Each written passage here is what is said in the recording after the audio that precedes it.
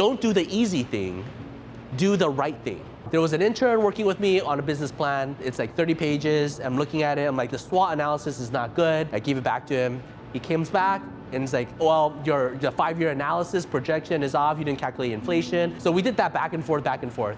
And then eventually he's like, are consulate officers really gonna read this 40-page business plan and then calculate what the 4-year inflation is next year?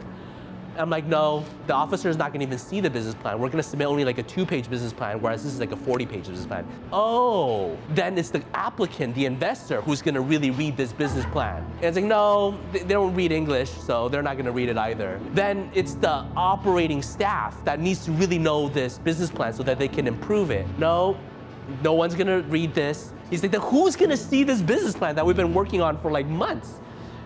Just me and you. And he's like, what?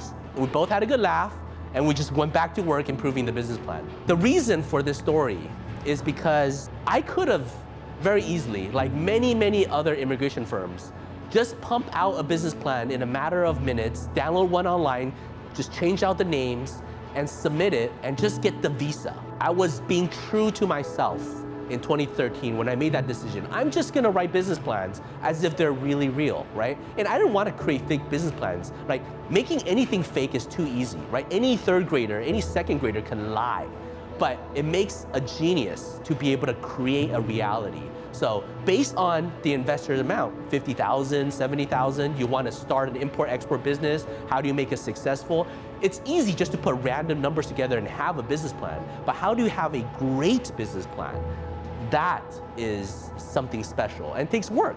Our team, we spend a lot of time doing that, and we help people execute these business plans, and that's how we are able to gain the strength and ability to execute on so many seemingly random things, like buying a Chula Vista property and then remodeling it, and then getting a studio in Roland Heights, and then creating a lifestyle show that's gonna be launched next year, doing a Better series with Jane. And then we cross international, right? We're like physically going into Mexico like every other week, helping people come over, and we're connecting with like agents in Mexico City and Tijuana City.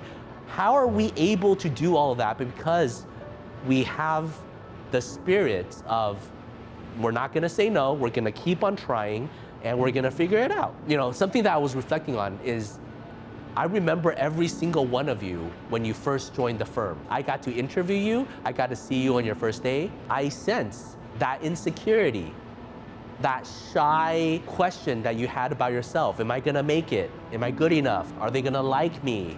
How's my hair? What am I gonna do with my hands? Like, it was just, there was awkwardness, there was shyness, there was that feeling of like, I really want the job, but I just don't know if I'm gonna make it, and there was just that fear.